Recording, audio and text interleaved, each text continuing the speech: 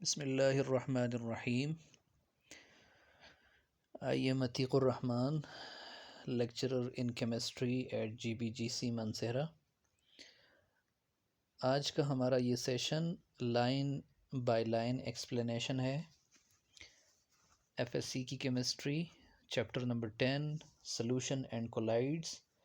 इससे पहले हमने दो इसके सेशन कर लिए हैं लाइन बाय लाइन एक्सप्लेनेशन के। आज बात आती है तीसरे सेशन की और इसमें आज का हमारा टॉपिक है हाइड्रोफिलिक एंड हाइड्रोफोबिक पार्टिकल्स। ये सारी बात जो है ये कोलाइड्स के हवाले से है। कोलाइड्स के हवाले से पहले भी हम बात कर चुके हैं कि कोलाइड्स के अंदर दो मीडियम या दो फेजेस होते हैं, जिसको कहा जाता है डिस्पर्शन मीडियम और दूसरे को कहा जाता है डिस्पर्स्ड मीडियम। ठीक है। अब अगर आप यूज़ कर लें डिस्पर्शन मीडियम, वाटर यूज़ कर लें, यानी सॉल्वेंट जो यूज़ कर रहे हैं आप वो वाटर कर रहे हैं, तो उस बेस पे जो डिस्पर्शन मीडियम है डिस्पर्स्ड मीडियम है, उसका इस सॉल्वेंट के साथ किस किस्म का इंटरेक्शन होगा, इस बुनियाद पे आपके पास कोलाइड्स के दो टाइप्स बन जाती हैं।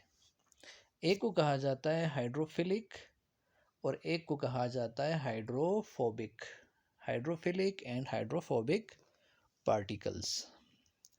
तो चलें स्टार्ट करते हैं, इसको पढ़ते हैं कि बुक वाले ने इसको किस अंदाज से लिखा हुआ है। इस पे डिटेल वीडियो जो है वो हम अपलोड कर चुके हैं सॉल्यूशन एंड कोलाइड्स के प्लेलिस्ट में, उसके अंदर ये बात हो चुकी है। तो the stability of colloids depends upon the charge of the dispersed particle and the particles of the dispersion medium. देखें, कह रहा है जो कोलाइड है उसकी स्टेबिलिटी का डिपेंड, उसकी स्टेबिलिटी का इन्हिसार किस पे होता है? उसका इन्हिसार इस बात पे होता है कि आपके पास जो कोलाइडल सॉल्यूशन है उसके अंदर जो एक डिस्पर्शन मीडियम है, डिस्पर्शन मीडियम, और दूसरा उसके अंदर जो पार्टिकल्स हैं डिस्पर्स्ड मीडियम के, उनके ऊपर चार्ज क्या है, उनके ऊपर चार्ज क्या है, चार्जेस क्या हैं। ठीक है, ये बात इसमें पहली बात लिखी हुई है। दूसरी बात आगे देखें क्या लिखा हुआ है। When water is used as dispersion medium, जब आप वाटर को यूज़ कर लेते हैं डिस्पर्शन मीडियम के तौर पर, यानी सॉल्वेंट के तौर पर, and there exist an attractive force between water molecules and dispersed particles, और जो सॉल्वेंट के अंदर जो डिस्पर्स्ड पार्टिकल्स है ना, जो डिस्पर्स्ड हैं या डिस्पर्स्ड फेस है किसका, कोलाइड का, अगर इनके दरमियान क्या हो, अट्रैक्टिव फोर्स हो, इनके दरमियान क्या हो, अट्रैक्टिव फोर्स हो, तो फिर क्या होता है जी, then colloidal particles are called hydrophilic particles. तो फिर ऐसे पार्टिकल्स को जिनका वाटर डिस्पर्शन मीडियम के साथ या वाटर सॉल्वेंट के साथ क्या हो, अट्रैक्शन हो, उनको कहा जाता है हाइड्रोफिलिक पार्टिकल्स। क्या कहा जाता है जी, हाइड्रोफिलिक पार्टिकल्स। असल में ये हाइड्रोफिलिक पार्टिकल्स जो हैं इसके अंदर दो लफ्ज़ है। ये लफ्ज़ हाइड्रोफिलिक जो है इसके अंदर दो वर्ड्स हैं, एक हाइड्रो और दूसरा फिलिक। हाइड्रो का लफ्ज़ होता है इसका, इससे मुराद होता है वाटर, और फिलिक या फिलिसिटी से मुराद होता है मोहब्बत या अट्रैक्शन या लव। ठीक है। तो ऐसे पार्टिकल्स की उनकी अट्रैक्शन है किसके साथ, वाटर के मालिक्यूल के साथ, तो उनको क्या कहा जाता है, हाइड्रोफिलिक पार्टिकल्स। ठीक है। और आगे इसने लिखा हुआ भी देखें, इसका मतलब क्या है, लाइकिंग वाटर, यानी इनको पानी पसंद है, पानी से क्या है, इनको मोहब्बत है। आगे कह रहे हैं the hydrophilic particles containing colloids are much stable. तो अगर आपने वाटर यूज़ किया डिस्पर्शन मीडियम के तौर पर और उसके अंदर जो पार्टिकल्स हैं वो वाटर के साथ अट्रैक्शन में हैं, यानी वो हाइड्रोफिलिक हैं, तो इस किस्म का कोलाइड क्या होता है, बड़ा स्टेबल होता है। ठीक है।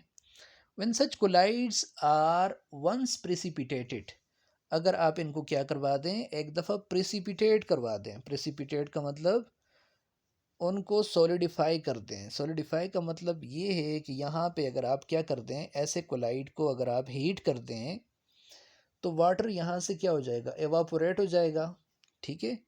और जो कोलाइडल पार्टिकल्स थे ना वो क्या हो जाएंगे, एग्रीगेट कर जाएंगे सॉलिड की फॉर्म में, ठीक है। इसको कहा जाता है कि आपने कोलाइड को क्या करवा दिया, प्रेसिपिटेट करवा दिया। अगर आप इसको क्या कर लें, एक दफ़ा प्रेसिपिटेट कर दें, they can be directly return into the colloidal form. तो ये दोबारा क्या हो सकते हैं, कोलाइडल फॉर्म वापस हासिल कर सकते हैं, ठीक है। देखिए मिसाल के तौर पर आपने पानी को क्या कर दिया, डिस्पर्शन मीडियम के तौर पर यूज़ कर लिया, और कोलाइडल पार्टिकल्स जो आपने इसमें यूज़ किए वो आपने फॉर एग्जांपल डाल दिए इसके अंदर स्टार्च, क्या डाल दिया, स्टार्च, ठीक है, जिसको आप निशास्ता वगैरह कहते हैं। अब अगर आप क्या कर दें, यहाँ से वाटर को एवापोरेट करवा दें, क्या करवा दें, एवापोरेट करवा दें, तो स्टार्च जो है वो सॉलिड की शक्ल में बच जाएगा। अब दोबारा अगर वाटर को आप ऐड कर दें तो ये दोबारा क्या हो जाएगा, ये सोल्यूशन इसी तरह आपको मिल जाएगा, ठीक है। ये दोबारा कोलाइडल फॉर्म में वापस आ जाएगा। इस वजह से ऐसे कोलाइड्स को क्या कहा जाता है, ऐसे कोलाइड्स को कहा जाता है रिवर्सिबल कोलाइड्स। क्या कहा जाता है जी, रिवर्सिबल कोलाइड्स, ठीक है। अब आगे बात आती है हाइड्रोफोबिक की। तो हाइड्रोफोबिक से मुराद क्या होता है, ये लफ्ज़ है हाइड्रो और phobic. Hydra means water and phobic mean fear. Fear का मतलब होता है खौफ, यानी पानी से क्या लगना, डर लगना, फियरिंग वाटर, फियरिंग वाटर, पानी से डर लगना, ठीक है। अगर आप डिस्पर्शन मीडियम के तौर पर वाटर को यूज़ कर लें और जो कोलाइडल पार्टिकल्स हैं उसका और पानी के मालिक्यूल्स का कोई दरम्यान में क्या नहीं है, अट्रैक्टिव फोर्सेस नहीं है, अट्रैक्शन नहीं है, ठीक है, तो ऐसे पार्टिकल्स को क्या कहा जाता है, हाइड्रोफोबिक। ये जो पूरी बात मैंने पढ़ी इसका मतलब यही है, इंग्लिश में यही लिखा हुआ है। देखें क्या लिखा हुआ है, when water is used as dispersion medium, जब आप वाटर को डिस्पर्शन मीडियम के तौर पर यूज़ कर लें, and no attractive force exists between water molecules and dispersed particles, और फिर क्या हो, जो कोलाइडल पार्टिकल्स हैं या डिस्पर्स्ड पार्टिकल्स हैं वाटर के मालिक्यूल्स के साथ उसकी कोई क्या ना हो, अट्रैक्शन ना हो, तो ऐसे पार्टिकल्स को क्या कहा जाता है, हाइड्रोफोबिक पार्टिकल्स, ठीक है। अच्छा, ऐसे कोलाइड्स जो किससे बने होते हैं, हाइड्रोफोबिक पार्टिकल्स से बने होते हैं, ये क्या होते हैं, लेस स्टेबल होते हैं, ठीक है। अगर आप इनको प्रेसिपिटेट करवा दें तो ये डायरेक्टली दोबारा कोलाइडल फॉर्म में कन्वर्ट नहीं होते, और इस वजह से इनको क्या कहा जाता है, रिवर्सिबल कोलाइड्स। तो ये था आज का हमारा शॉर्ट सा सेशन हाइड्रोफोबिक और हाइड्रोफिलिक पार्टिकल्स के हवाले से, और इस पे लेक्चर भी हम रिकॉर्ड कर चुके हैं और अपलोडेड है सॉल्यूशन एंड कोलाइड्स के प्लेलिस्ट में।